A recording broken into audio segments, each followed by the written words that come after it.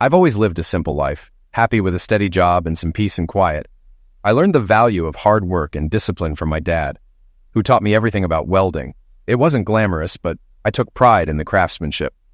I never needed much, just a job and someone to share my life with. That someone was Lucy, my high school sweetheart, who I thought would be my partner forever. But life has a way of surprising you. Our relationship started with big dreams, full of optimism, but reality hit hard. I worked long hours, often out of town, while Lucy went to college on the money I earned. I thought things were good, but little cracks started to show, and soon our marriage was falling apart.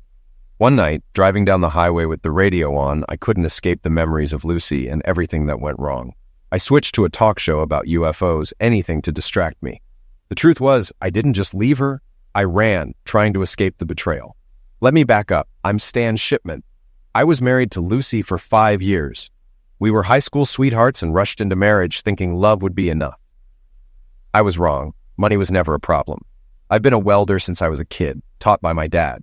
After high school, I breezed through welding school and started working right away. I even did underwater welding and made good money, enough to put Lucy through college. Now she's a paralegal at a big law firm downtown. So why am I running? Why am I on the freeway in the middle of the night? It all comes down to the woman I married and her bad influence of a friend. Lucy used to be sweet, but things changed. I loved her, and I didn't hesitate to pay for her college, despite her parents thinking I'd go broke. They underestimated me. She graduated debt-free, thanks to me. Things went downhill after she started working at McMaster in Fredericks. At first it was fine, but then her coworkers started influencing her. She'd go out with them once a week, which didn't bother me at first, but soon it became twice a week, including Fridays, our date night.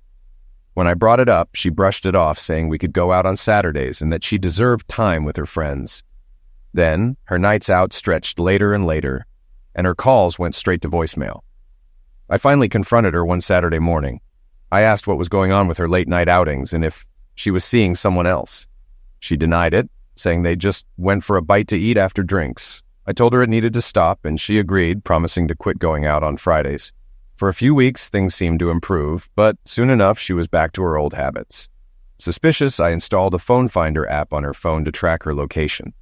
One Friday, I followed her to a bar. Inside, I found her sitting with a group, including one guy she was way too friendly with. She wasn't wearing her wedding ring, and when I confronted her, she claimed she took it off so she wouldn't lose it. One of the guys, Jake, stood up and introduced himself, smirking as he mentioned he worked with Lucy. The group chuckled, except Lucy.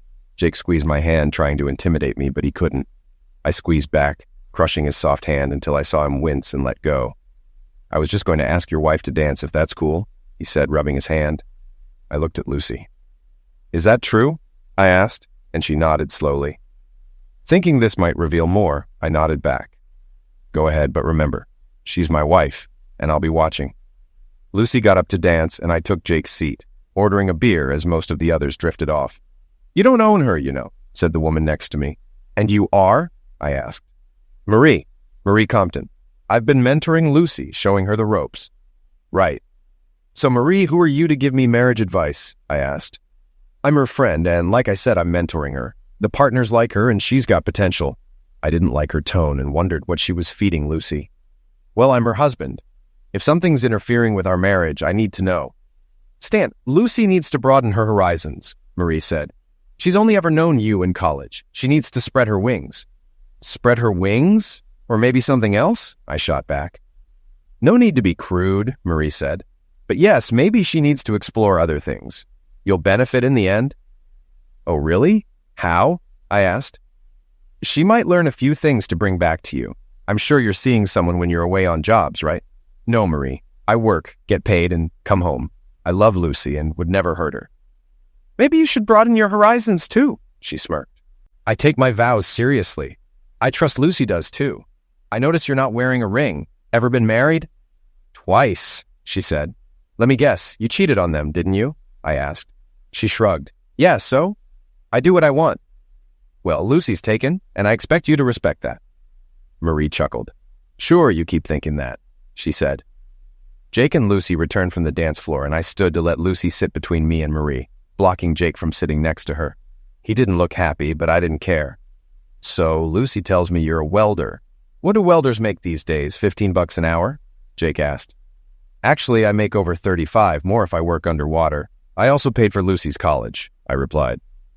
You're paying off her loans? He asked. No, she has no loans because I paid in full. I also bought her that new Toyota. Didn't know welders made that much, but you get lots of women when you're out of town, huh? He said, elbowing me. No, I work 16 hours a day when I'm away. I take my vows seriously, I said. Jake smirked, and I didn't like where this conversation was going. I turned to Lucy. Did you drive here? Yes, she said. Good. I've had enough fun. I'm going home. I expect you to follow soon. I got up, knocking my cold beer into Jake's lap. Oops, sorry. Better go change those pants. Jake stood furious, but backed down when I warned him. Smart move, I said, turning to Lucy. You coming? I'm right behind you, she said quietly. Marie glared at me, but I didn't look back as I left. Lucy arrived home a few minutes after me. She stormed in, upset. What the hell was that? You embarrassed me. I embarrassed you, I replied. Are you following me? She asked. No, I was just grabbing a beer and saw you with your friends, I lied, something I hadn't done before. If anyone should be embarrassed, it's me. Seeing my wife acting like a giddy schoolgirl with some guy and without her wedding ring made me feel like you're ashamed of me. Is that it? Her face softened. Of course not. I just work with these people, and Jake's the attorney I work with the most. And Marie? She's higher up. She's been mentoring me. Does that include marriage advice? I asked. What do you mean? While you were dancing, Marie was telling me you need to broaden your horizons. I asked if that meant spreading your legs too, and she didn't deny it. Be honest, Lucy. Have you cheated? No, I haven't, she said. But she couldn't look me in the eye. You know I could never forgive that. Marie said you might be cheating when you're gone. Are you? No, I said firmly. We've known each other since 6th grade. Have I ever been unfaithful? She shook her head. No. I love you too much to hurt you. I work hard, often 16-hour days. You've seen my pay stubs. Yes, I know, she said. Then you know I've supported you, bought you a car, paid the bills, and I'm saving for a house. You can tell Marie to shove her advice where it belongs. She's divorced twice for cheating. Lucy was shocked. How do you know? She told me. She seemed proud of it. I don't trust her or Jake. They're up to something, and I don't want you caught in it. You haven't done anything wrong, right? No, I haven't, she said. I just enjoy going out with them. I'd like to spend time with you, too. Think you can start hanging out with your husband again? Of course, she said, wrapping her arms around me. I'm sorry. That's okay. There are only 3 things I've ever wanted. To be married to you, to be the best welder, and to have a family with you. She smiled. Well, you've got the first 2. Ready to work on the 3rd? I smiled back. Let's do it. We spent the rest of that night in the master bedroom, and for a couple of months, things seemed to calm down. Lucy stayed home on Fridays, and I made an effort to be more loving, never bringing up Marie or Jake again, trusting Lucy to do the right thing.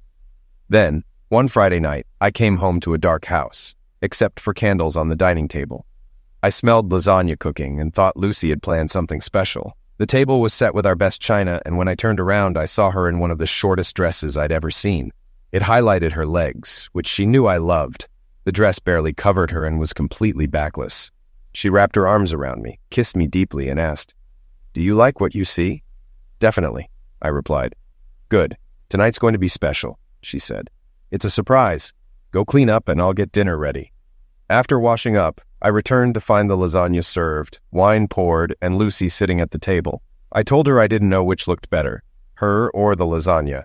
She laughed and said, "I hope you enjoy both tonight." As I ate, I started feeling strange and dizzy. I tried to stand but nearly fell. Confused, I looked at Lucy, barely able to speak, before collapsing. When I came to, I was undressed and tied to a chair in our bedroom. My arms and legs were zip-tied, and there was a strange device around my waist. Furious, I shouted, "Lucy, what's going on?" Lucy walked in, but she wasn't alone. Marie was with her. "What is this?" I demanded. "Let me out of this chair." Marie calmly said, "No, it's best you stay put so you can watch your wife expand her horizons." "You pilled me and tied me up for this?" I yelled. "Yes," Marie replied. "Lucy knew you wouldn't agree, so I gave her something to knock you out. Now you can watch, and there's nothing you can do." I looked at Lucy, furious. "You went along with this? You know what this means?" "I'm sorry, but Marie said it's just Zex. It won't affect us, and I still love you." That's not true, and you know it. I told you I wouldn't tolerate cheating. And what's this thing you put on me? It's a cage to remind you who's in charge now, Lucy said. Untie me right now, or we're done, I warned. Marie walked over and gagged me. You'll stay quiet while your wife enjoys herself with someone else. I tried to shake my head to stop her from putting the gag in, but I couldn't. No matter how hard I struggled, I couldn't break free from the chair. Marie stood up and walked to the door, letting Jake and another guy from Lucy's office enter. They looked at me and laughed. Looks like the loser is ready, Jake said. He's not cooperating, Marie replied.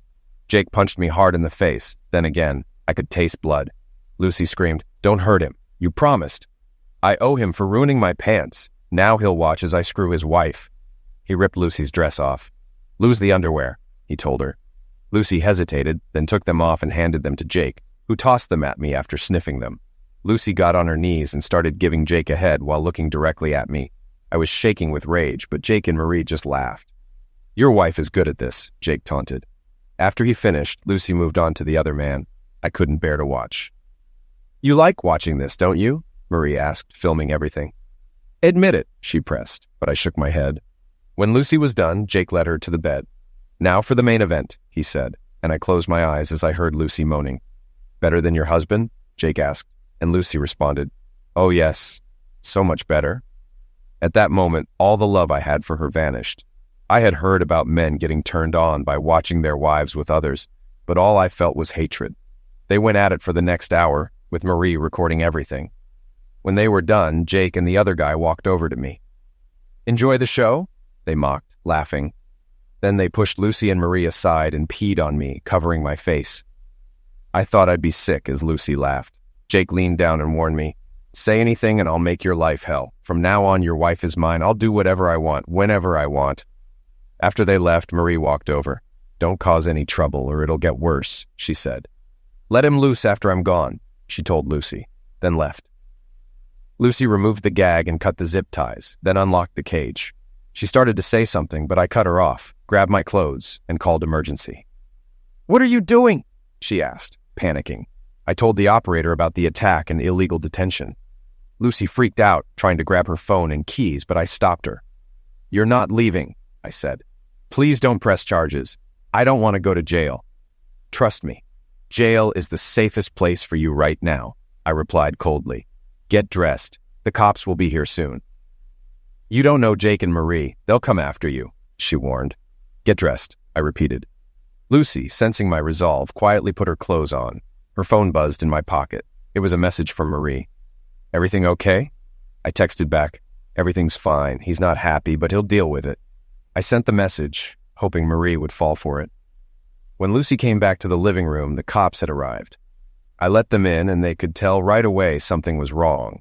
One officer took my statement, called for an ambulance, and collected evidence from my face. The other officer talked to Lucy in the bedroom. After conferring outside, they came back in, and Lucy was brought out in handcuffs, crying. Please don't let them arrest me. It was just for fun, she pleaded. I shook my head and turned away. More police arrived along with an ambulance. A female officer took Lucy away, and the officer who took my statement explained that she was being arrested for illegal detention, pilling, and sexual attack. We need to take you to the hospital for blood and urine tests to see what they gave you, he said. I agreed, knowing more evidence would help. You should also get a protection order, he added, handing me a card for a DA's office attorney. She'll meet you at the hospital. I thanked him and went with the paramedics, who gave me a quick check on the way. At the hospital, they examined me, took samples, and gave me painkillers. Just as I was starting to relax, a woman entered. Stan Shipman, she asked. That's me, I replied. I'm Linda Calloway, the assistant DA on your case. How are you feeling? I've been better, but I'm okay. She briefed me on the situation, telling me that Marie, Jake, and the other man had been arrested. However, they might be released due to their company's influence. I'm seeking a protection order for you, she said. Thanks. Do you think it will help? Maybe, but no guarantees, she admitted. I understood. I guess I'll just have to deal with it, she nodded. They'll be in jail until Monday for now. You might also want to hire a divorce lawyer unless you plan on staying with your wife. No, I'm done with her, I said. She told me I'd be kept overnight since my apartment was now a crime scene. She also asked if I owned a weapon, and I told her I didn't. After that, I fell asleep and woke up when they moved me to a private room. The next morning, my parents visited, and I told them everything. My father was furious. "What are you going to do?" he asked. "I'm divorcing her," I said. "Good. Let me find you a lawyer," he offered. He also agreed to give me a ride home when I was discharged. Later, Lucy's parents came by, shocked and embarrassed by what she had done. Her father asked if I planned to divorce her, and I confirmed it. "I'm truly sorry," her mother said. "If she needs a place to stay, she can come live with us." I thanked them, grateful for their understanding. After saying goodbye, Lucy's parents left. A couple of hours later, the doctor checked me out and cleared me for discharge. I called my dad to let him know, and my parents arrived just as the paperwork was completed. After the nurse gave me instructions, they wheeled me to the car and we headed home. When we arrived at the apartment, my dad helped me to the door, and we said goodbye again. "Call if you need anything," he reminded me. "Thanks, Dad," I replied. Inside, I noticed the place had been searched by the police. I also saw a message on the answering machine: "Dead meat." The number was private, and after replaying it, I realized it was a recorded line from a Rocky movie, not someone speaking directly. Then, the doorbell rang. Through the peephole, I saw a brunette who looked familiar from the night I met Jake. I activated my phone's camera, then opened the door, keeping the chain on. "Yes?" I asked as I opened the door slightly. "Mr. Shipman?" A woman's voice responded softly. "That's me. And you are?" "Holly Brinkman. I work with your wife. Can I come in?" "Are you alone?" I asked cautiously. "Yes." I unchained the door and let her in. "What can I do for you, Holly?" I asked, noticing her nervousness. Without a word, she handed me a manila envelope. "What's this?" I asked, taking the envelope. "Please open it," she said quietly. I went to the kitchen and grabbed a pair of gloves, not wanting to leave fingerprints on whatever was inside. I opened the envelope and found photographs of a dead man, hands tied behind his back. I stared at the images. "Who is this?" I asked, my voice tense. "That's my husband, Brian," she said, tears welling up in her eyes. "Did you report this to the police?" "Yes, but they ruled it a suicide. The firm we work for has influence. They own part of the police force and some judges."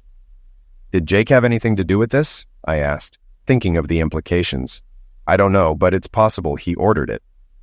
"So why are you still working there?" I pressed. "I have no choice," she admitted, her voice trembling. "You're not just a legal secretary, are you?" I asked, the reality dawning on me.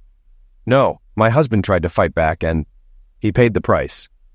"So you're forced to stay, doing—" "Yes, I'm basically there for the attorneys and their clients." "And Marie?" I asked, now connecting the dots. "She's like the madam. She assigns us." "And Lucy?" I hesitated. "She was being groomed, yes," Holly confirmed. I found a note tucked inside the envelope, written with letters cut from a magazine. It read, "Back off or this could be you."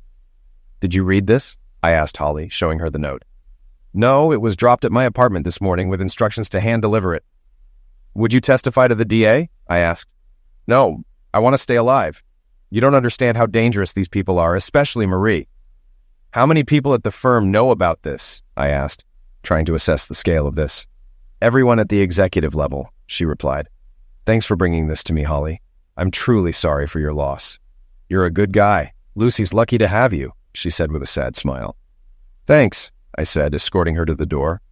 I watched Holly leave, scanning the street to make sure no one was watching. Once the coast was clear, I locked the door behind me. The voicemail in the envelope had just changed everything. I still planned to divorce Lucy, but now the stakes had escalated, and after I dealt with Jake, Lucy would be praying for the Grim Reaper. I stopped the video I had been watching and picked up the phone, dialing Linda's personal cell. "This is Linda Calloway," she answered. I quickly told her about the voicemail and the envelope. "This changes everything. Bring it to me right now," she said urgently, giving me her address. I decided I needed to get out of town for a bit. I packed a bag for a few days, grabbed the meat cage Lucy had used on me, and put everything in my truck. I also packed some basic welding tools, called my boss to ask for time off, and he agreed, saying I had plenty of vacation time. I double-checked everything, locked up, and headed to Linda's condo, arriving within 30 minutes. She was shocked by the photos in the note. "I also have a video of my conversation with the woman who delivered it," I told her. "Let me see it," she said. I played the video, and she was stunned. "This explains a lot," Can I get a copy? I let her copy the video from my phone. Then I remembered Lucy's phone in my pocket and handed it to her. What's this? She asked. It's Lucy's phone. I grabbed it the night Jake attacked me. You might find something useful. I'll have someone check it out, she said, then paused. Maybe I should involve the state or feds. If what Holly said is true, we can't trust our local police. She looked at me. What are you going to do? I'm leaving town for a bit, I replied. Let me know where you are, okay? Will do, I said. I left, unsure of where to go. I withdrew as much cash as I could and kept an eye out for anyone following me. The images of the man who was eliminated haunted me, reminding me that I could be next if I wasn't careful. Late at night, I decided to call an old friend. Yeah? Said the gruff voice on the other end. Dave, it's Stan. Stan, what's going on? I've got a bit of a situation. Can I crash at your place for a few days? Sure, buddy. Just grab a couple of six-packs on your way. Will do. See you soon. Feeling relieved, I hit the road, stopping at a convenience store to grab some beer, ice, and coffee. I also picked up some cigarettes for Dave, knowing he'd appreciate the gesture. After all, he was letting me stay at his place for a while. Dave Brolin was about 15 years older than me and had worked with my dad. That's how we met, and he became like a big brother. I learned a lot from him while working in my dad's shop. He had a tough upbringing. His father died from mesothelioma after years in the shipyards, and his sister Beverly cared for their mom until she passed from cancer a year ago. I'd known Beverly for a while. She was attractive in a girl-next-door way, but we were more like siblings. I hadn't seen her in a long time and was curious to catch up. Dave had married young, but divorced after finding his wife with a coworker. He never remarried and now looks after Beverly, who lives with him. I arrived at Dave's house around 2:30 a.m. with my stuff and met him on the porch. Hope you brought beer, he joked. Of course, I said, handing him smokes. Inside, I saw a stunning blonde coming down the stairs in pajamas. Who's the blonde bombshell? I teased. You know who I am, idiot, she shot back. It was Beverly, grown up, fit, and looking nothing like the girl I remembered. Beverly, is that really you? Yeah, genius. What are you doing here so early? Did Lucy throw you out? Not exactly, I said, my voice tight. Noticing my bruised face, Beverly's tone softened. I'm sorry, Stan. What happened? That's why I'm here, I replied. Grab a beer and tell us, Dave suggested. I grabbed 3 beers and handed them out, teasing Beverly about her age. She flipped me off and smiled, then told me to spill it. So I told them everything about Lucy, Marie, Jake, and showed the video of my meeting with Holly. They were stunned into silence. Damn, Dave finally said. Do they know where you are? I don't think so. No one followed me. Good. We're up on this hill and we'll see anyone coming. I still have the weapons I got from your dad. You remember how to shoot, right? Yeah, but I haven't touched a weapon since then. No worries. I'll take you out back to practice. Bev's become a decent shot too, he said with a grin, and Beverly flashed a mischievous smile. Does your dad know you're here? Dave asked. No, I didn't tell anyone yet. I need to let the assistant DA know, though. I didn't decide to come here until I was already on the road. I'll call your parents in the morning. Turn off your phone and take out the battery, just in case there's a tracker, Dave suggested. I shut off the phone and removed the battery. Lucy's arraignment is Monday? Beverly asked. Yeah, the DA hopes they'll hold her without bail, but I'm not sure, based on what Holly told me. You can stay here as long as you need, Dave offered. I've got a job in a week, but you're welcome to stick around. Thanks. I'm planning on taking 2 weeks off, so hopefully things will be settled by then. If you need anything, just ask, Dave reassured me. Dave smiled at Beverly and said, I'm sure she'll keep you busy, but you're our guest. Your folks always treated us well, so just relax and enjoy the country air. Beverly stood up, yawning. I've got to get up soon and make breakfast. Hope you like omelets and hash browns, she said, glancing at me. Sounds perfect, I replied. She waved goodnight and went upstairs. After her door closed, Dave and I stepped outside to smoke. What's her story? I asked. I thought she'd be married with kids by now. She never found anyone she cared for. Dated a few guys, but none of them measured up. Measured up to what? I asked. Dave looked at me seriously. She's always had a crush on you. Really? I said, surprised. Yep, the only reason she never told you was because of Lucy. Are you serious? As a heart attack. I've even heard her call your name in her sleep. That's a little too much info, I said, feeling awkward. Dave just smirked. It is what it is. When did she turn into a babe? I asked, shaking my head. She's always been pretty. You just had blinders on with Lucy. Yeah, I guess I did, I said quietly. Look, if you two get together, that's fine by me. Just don't break her heart, okay? She's had feelings for you for a long time. I'm done with Lucy, I reassured him. Good. Just don't lead her on, he added. We finished our smokes and Dave headed to bed. I followed shortly after and fell asleep as soon as my head hit the pillow. I woke up to Beverly yelling, "Rise and shine." It was 8:30. After my morning routine and a quick shower, I got dressed, pulling off my wedding ring and leaving it on the dresser. When I came downstairs, Beverly was making breakfast in a short t-shirt and cut-off shorts, her hair pulled back. She looked amazing, and I wondered why I hadn't noticed before. "Smells great," I said. She smiled. "Coffee's ready. Want butter pecan creamer?" "Absolutely." "Help yourself. Just save some for us," she said with a wink. I poured a cup and joined Dave, who was reading the paper. "Morning," I said. "Morning," he replied, still focused on the news. "There's an article about a lawyer getting arrested. Could be connected to your case." I glanced at the article, but it didn't offer many details, so I handed it back. By then, Beverly brought breakfast to the table. "This is amazing," I said after a bite. "Glad you like it," she smiled. After breakfast, Dave stood up. "I'm heading into town for a bit. If you need to call the DA, use the house phone." "Thanks," I said. Beverly handed him a list and he left. I turned to her. "Need help with the dishes?" "Not necessary, but I'd appreciate it," she replied with a grin. I helped Beverly clear the table and she tossed me a towel while she washed the dishes. "I see you're not wearing your ring. Are you really going to divorce her?" she asked. "Yeah, I told her I wouldn't tolerate cheating, and I meant it," I said firmly. "Good," she replied with a slight smile. "Glad to see you still have some backbone." "So, what's your story? How are things with you?" I asked. She shrugged. "Okay, I guess." "Anyone special in your life?" I asked, curious. "There was, but he was taken. Besides, I had to take care of my parents," she said, looking a bit sad. "Yeah, I heard," I said sympathetically. "I worked as a waitress to help out after Dad died, and when Mom got too sick, I stayed home full-time to take care of her," she explained. "I'm sorry." "Don't be, I don't regret it. I just hope someone will be there for me when I'm that age," she said with a soft smile. "So, what happened after your mom passed?" I asked. "Had to sell the house to cover the expenses. Dave let me have what was left, and I've been living here since. He offered to send me to college, but I turned him down," she added. "Why?" I asked, surprised. "I want to make it on my own. I'm working at McDonald's and taking business courses at night," she said proudly. "Good for you." "Dave's still talking about starting his own fabrication business. He wants me to handle the accounting," she said. "Still on about that, huh?" I laughed. "Yeah, he does custom work for folks around here and makes good money. His dream is to work full-time from his shop." "Maybe he'll show me the shop while I'm here," I said. "That would be nice," she replied. We fell quiet, and I found myself really admiring her for the first time. She noticed and raised an eyebrow. "What are you staring at?" she asked. "I think I'm looking at the most beautiful woman I've ever met," I told her. She blushed and looked down. "Stop teasing me." "I'm not. I admire everything you've done. Taking care of your parents, working your way through school. I just wish I'd noticed it sooner." "Well, you were blinded by Lucy," she said, smiling. "Yeah, you're right," I agreed. With the dishes done, Beverly dried her hands and turned to me, her expression firm. "She used you, you know," she said bluntly.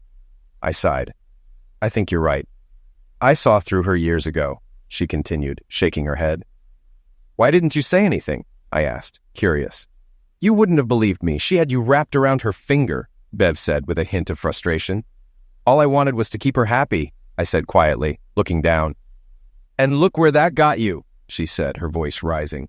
"She got her degree, a new car, and everything else on your dime. Then, when she didn't need you anymore, she traded you in. I'm glad she's in jail because I'd tear her apart if she were here." "I believe you would," I said with a smile, trying to lighten the mood. Bev crossed her arms and stared at me intently. "I need to know one thing." "What's that?" I asked. "Are you going to fall for her tears and take her back?" I shook my head firmly. "No, that's not happening." "Good," she said, visibly relieved. "Just remember that." Without warning, Beverly pulled off her t-shirt and tossed it aside, revealing herself to me for the first time. She quickly undressed, walked over, wrapped her arms around me, and kissed me passionately. We made love in the kitchen as the morning sun streamed through the window. "I love you, Stan Shipman. I've always loved you. Don't forget that," she whispered afterward, her voice tender. "I love you too, Beverly," I replied, still breathless. "I want to stay like this forever." "That sounds nice," she smiled, "but I doubt my brother would appreciate it." She laughed, and I kissed her deeply again. Then it suddenly hit me. I pulled back, concerned. "I just realized I didn't use protection." "Don't worry. I'm on the pill," she reassured me with a smile. "Honestly, I wouldn't mind if you got me pregnant. I'd love to have your kids." "I'll hold you to that," I said, relieved. "We should clean up before Dave gets back," she said, standing up and stretching. "I need to prepare the meat for tonight. Why don't you shower first?" "Okay, I'll be up in a bit. What's the meat for?" I asked. "We barbecue on Sundays, weather permitting. You like venison, right?" She grinned. "Yeah, but it's been years since I had any," I said, smiling back. "Good. I shot it myself with Dave's .50 caliber flintlock and dressed it in the field," she said proudly.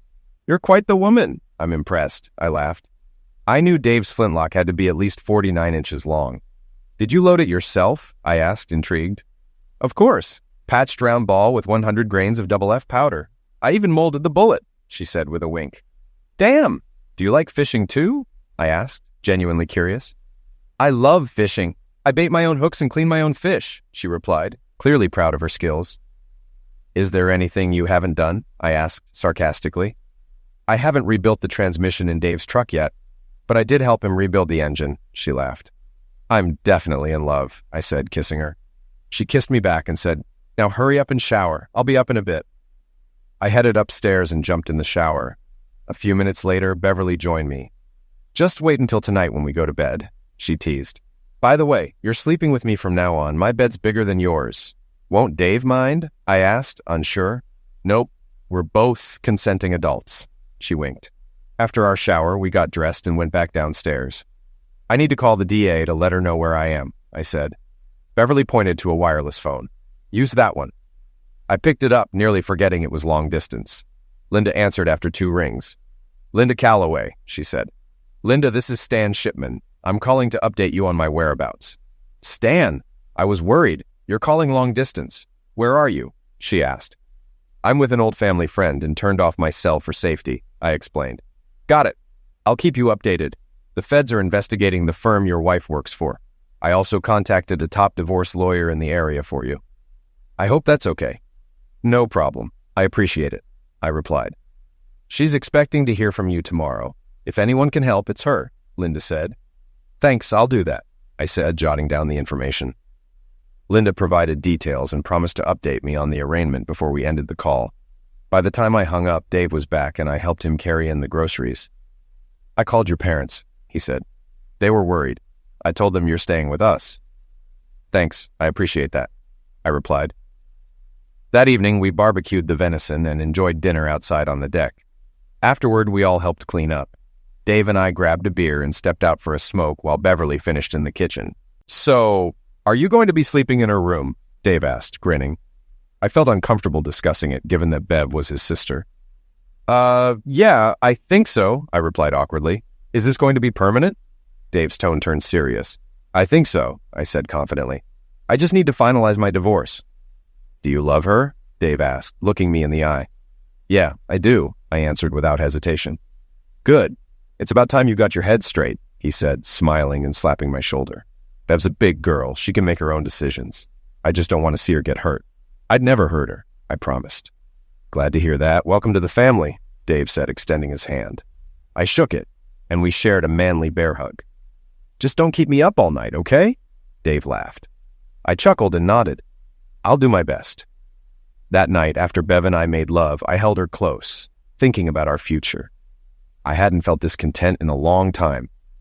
"What are you thinking?" she asked softly, her head on my chest. "The future," I said. "Oh?" She lifted her head to look at me. "Yeah. What do you want out of life? Where do you see yourself in 5 or 10 years?" I asked. "I'm not one to chase a career," she said thoughtfully.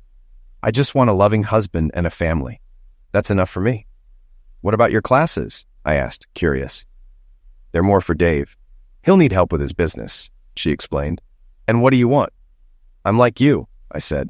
"I just want a faithful wife and a family. I thought I had that with Lucy, but it didn't work out." She smiled. And your job? I love it, I said. But sometimes I'm gone for a couple of weeks. Can you handle that? She laughed. My brother's a welder, remember? I know what to expect. As long as you come home to me, I'm fine. I looked at her, feeling peace I hadn't felt in ages. I wish I'd met you before, Lucy. Me too, she said. But we'll get through this together. We're a team. I'll always be here for you, she added warmly. I love you, I said, kissing her. I love you more, she whispered, holding me tight. That night, I fell asleep feeling truly loved. The next morning, Beverly was up early. After making breakfast, she kissed me before heading to work, reminding me she had class after her shift. I'll be home by 9:30. You guys fend for yourselves, she said, grinning. I love you. I love you too, I replied, touched. After she left, Dave came down and joked, No kiss for me? Beverly laughed, gave him a quick peck, and said, Stay out of trouble, as she walked out. I glanced at the clock. I need to call that divorce lawyer. Dave motioned to the phone, so I dialed. Law Office of Bernice Goodwin, a friendly voice answered. I introduced myself and explained that Bernice was expecting my call. Hold on a moment, she said. Soon another voice came on. Bernice Goodwin, how can I help? This is Stan Shipman. Linda Calloway gave me your number. Ah, yes. I've been expecting your call. Normally I like in-person meetings, but I understand this time is different, she said. That's fine, I replied. We can handle most of it online. Tell me everything, she instructed. I explained the situation, and she listened carefully. What are your expectations? She asked. I want no alimony and my fair share of the assets, I said. We can do that, she replied. Your wife's legal trouble will help your case. Do you own property? No, we rent, I answered. Do you want to pursue action against Marie and Jake? I'd recommend suing for emotional distress, not alienation of affection. It's more effective, she advised. Do what you think is best, I said. I'll get started. Do you have an email? I gave her my information, and she said, I'll send documents, including a contract to sign and a checklist. You'll also need to pay a retainer. Can you do that today? Yes, I agreed. Great. Once everything is ready, I'll have the papers served. Any questions? No questions, I replied. Her assistant took my credit card info for the retainer. After hanging up, I checked my email and found 2 documents from Bernice. I signed the contract, sent it back with a receipt, and read through the advice on protecting my finances. Using online banking, I opened a new account, transferring half of our savings and checking into it. I paid off and canceled Lucy's card, but kept mine open for the retainer payment. By early afternoon, I had finished everything. Dave took me to his shop where he was working on a trailer for a local farmer. I helped out, finding it relaxing to stay busy. Around 3 o'clock, we got a call. Dave answered and handed me the phone. It's your lawyer, he said. This is Stan, I said. Stan, it's Linda Calloway. Bad news. The judge set minimal bail and let them go, Linda said, sounding tense. How's that possible? I asked, feeling my stomach drop. Probably on their payroll. The protection order's in place, but it's only as good as the paper it's on. Stay put for now. The feds are watching them, but I can't guarantee your safety, she explained. Great. So what now? Stay where you are. I'll handle things from here. Call if you need anything, she said. All right, I replied, feeling uneasy. After hanging up, I told Dave. The judge let them go. Damn, you should call your folks, Dave suggested. I agreed and dialed my parents. My dad answered on the second ring. Dad, it's Stan, I said, trying to stay calm. How are you holding up? He asked, clearly worried. I'm okay, but I wanted to let you know the judge let Lucy and her friends out. Be on guard. They might try to find me, I warned. Don't worry, we won't say anything. You still down at John Harrison's place? He asked. I realized he already knew where I was, and it hit me. Lucy and her friends were likely with him now. I decided to play along. No, I'm about 50 miles south of there in a motel, I lied. Okay, as long as you're safe, my dad said, sounding strained. I'll be leaving here tomorrow, heading east, I added, continuing the ruse. Just let me know where you end up, he replied. Can I talk to Mom? I asked, sensing something was off. She's in the bathroom, he said, his voice shaky. I thought I heard background noise, raising my suspicions. All right, tell her I love her, I said. I will. Love you, son, he said, and we ended the call. I immediately called Linda. I think Lucy and her friends are at my parents' house, I told her, feeling anxious. I'll send federal agents over right now. Stay put, she said firmly. After the call, I told Dave, I think they're at my parents' place looking for me." "Do you think they'll believe your story?" Dave asked. "I hope so, at least for a while. I should probably find somewhere else to hide," I said, pacing. "No, you're staying here. Let me clean up and I'll talk to the sheriff." "Don't move," Dave said, sounding determined. I nodded, but I wasn't sure how much time we had before Lucy and her friends figured out the truth. A couple of hours after Dave left for town, Linda called back, her voice tense. "Stan, you were right. Lucy, Marie, Jake, and some thugs went to your parents' house after the hearing. They tied them up, but your folks didn't reveal your location. We have an APB out for them, and one of their guys is in custody, but he's not talking." "Do you know where they're headed?" I asked, feeling uneasy. "No, but they didn't buy your story," she said grimly. "Here, talk to your dad." My father's voice came through, shaky but relieved. "Stan, they didn't fall for it, but we're okay. I think Lucy and her crew are heading your way." "What makes you think that?" I asked, my heart racing. "I overheard Lucy talking," he said. "You'd better warn Linda." "I will, Dad. Be safe," I replied, and Linda came back on the line. "Where exactly are you?" she asked. I gave her my location and asked if Lucy could find me. "She knows," Linda said. "Stay put. We'll send someone fast." I hung up and headed back to the house, but as I left the shop, I heard Jake's voice. Well, thought you could outsmart us, huh?" he sneered, weapon in hand. Behind him, Marie and Lucy stood by an SUV, smug. Jake waved the weapon at me. "Move!" I had no choice but to get in the SUV. Lucy slid in beside me, smirking. "This won't end well for you," I warned. "No matter," she said coldly. "It'll be too late for you." They drove me to a creek bed, and Jake ordered me out. A thug tied my hands behind my back and forced me to my knees. Jake pulled out a longsword and stood over me. "Make your peace," he said, raising the sword.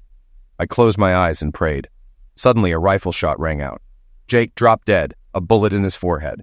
Another shot struck the thug holding me. Marie tried to grab Jake's weapon, but a third shot struck her shoulder. Lucy cowered behind Jake's body. I heard a four-wheeler approach. Beverly arrived, blonde hair flowing and rifle in hand. She cut me loose, then marched over to Lucy, striking her with the back of her rifle. "Don't you ever touch my man again, or I'll blow your head off," Beverly shouted. Lucy, bleeding and trembling, nodded in fear. Beverly then slammed the rifle back into Lucy's kneecap, and Lucy screamed in agony as her bone cracked. We heard sirens in the distance as Beverly calmly reached for a flare weapon from the four-wheeler. She aimed it at the sky and fired, signaling the authorities. As the sirens grew louder, flashing lights appeared on the horizon, heading our way. Beverly approached me, her expression softening as she asked, "Are you okay, sweetie?" "I am now," I replied, still in shock from what had happened. "You saved my life, Bev. I can never repay you." "Trust me," she said with a warm smile. "You've got the rest of your life to make it up to me." Soon the area was filled with police cars. Dave pulled up in his truck and hurried over to check on us. "You okay?" Dave asked, concern on his face. "I am now, thanks to Bev. She saved my life," I said, deeply grateful. The sheriff and his deputies took control of the scene. They called for an ambulance for Marie, who was still screaming in pain, and a coroner for Jake's body. Lucy was handcuffed and taken away, but not before shooting me a hateful look. "She eliminated Jake and Ronnie," Marie cried, tears streaming as paramedics tended to her. The sheriff remained calm. "Nope," he said. "This is Dave's property. And under the Castle Doctrine, Miss Brolin was within her rights to protect Mr. Shipman's life. You're lucky she didn't eliminate you too." As deputies loaded Lucy and Marie into separate squad cars, the sheriff told me, "They're both being charged with attempted liquidation and conspiracy. With the evidence we've gathered and your testimony, it's a sealed case." After the police collected the evidence and the bodies were removed, Beverly and I got back on the four-wheeler and rode home, with Dave following in his truck, relieved but silent. As we parked, I turned to Beverly. "I thought you had classes today," I said, still in awe. She grinned. "Dave came by McDonald's and told me what was going on. I clocked out, came home, and followed the tire tracks to where you were. I got into the deer stand and, well, you know the rest." "I owe you everything, Bev," I said, full of emotion. "You don't owe me a thing. You're alive, and that's all I care about," she said, hugging me tightly. Inside, I called Linda to tell her what happened. She was relieved I was safe. "Now we've got them where we want them," Linda said confidently. "The firm is going down hard." "I hope so," I replied. I then called my parents, who were equally relieved that everything turned out okay. That night, after things settled down, I thanked Beverly repeatedly for saving my life. Marie eventually recovered, and she and Lucy stood trial for attempted liquidation and conspiracy. They were found guilty on multiple charges, including my attack and illegal detention. Both received life sentences and would never be free again. I couldn't have been happier. Beatrice finalized the divorce, and thanks to Lucy's convictions, she got nothing. Beatrice also secured a hefty settlement from Marie and Jake's estate. By the end, I was rolling in money. Sure, Bernice got a share, but I was very happy with my cut. The firm settled for a large sum as its partners faced federal charges, including racketeering and suspicious end-of-lifes. Eventually, the firm shut down, and the partners ended up in prison for life. It all unfolded in about 6 months, leaving Beverly and me with more than enough to live on for years. I bought a nice ring and proposed properly on one knee. She squealed and kissed me all over. A month later, we got married and spent a week in Las Vegas. When we returned, we sat Dave down and proposed forming DNS Welding and Custom Fabrications. "Are you serious?" he asked. "Hell yeah," I said. Beverly pulled out a spreadsheet and showed it to me. It was the business plan she had been working on. After reviewing it carefully, I nodded in approval. "You know, I think this could work," I said, impressed. "Oh, I almost forgot," I added, reaching into my pocket and pulling out a set of keys. "You know that lot on the south side?" "Yeah, what about it?" she asked, curious. "Did you see the new double wide on it?" I asked with a grin. "Yeah, we thought you sold it," she replied. "Nope," I said, smiling. "It's your wedding gift from me and your parents. The lot and home are in your name now. Your dad and I moved all your stuff from your apartment, minus anything with Lucy's picture on it." Beverly looked stunned. "Wow, I don't know what to say. I could afford to build a custom home, but the double wide was nice and sturdy. I wasn't about to turn down such a generous gift, especially knowing it must have cost over $150,000. "Just say thanks, partner," I said, offering my hand. Beverly smiled and shook my hand before pulling me into a bear hug. "You okay with us living down there?" Beverly asked, a hint of concern in her voice. "I'd hate for you to be alone." "I'll be fine," I reassured her. "I might finally get a decent night's sleep without hearing you two all night." We all laughed and celebrated. Later, I called my parents to thank them for the incredible gift. That night, Beverly and I christened the master bedroom of our new home. As we lay in each other's arms, I felt confident that things would turn out well. Of course, with money comes a lot of friends, and some have serious prison connections. Lucy and Marie, meanwhile, weren't so lucky. Behind bars, they had a rough time, cleaning toilets with toothbrushes and doing favors for inmates with special preferences. I guess their horizons just got a lot wider.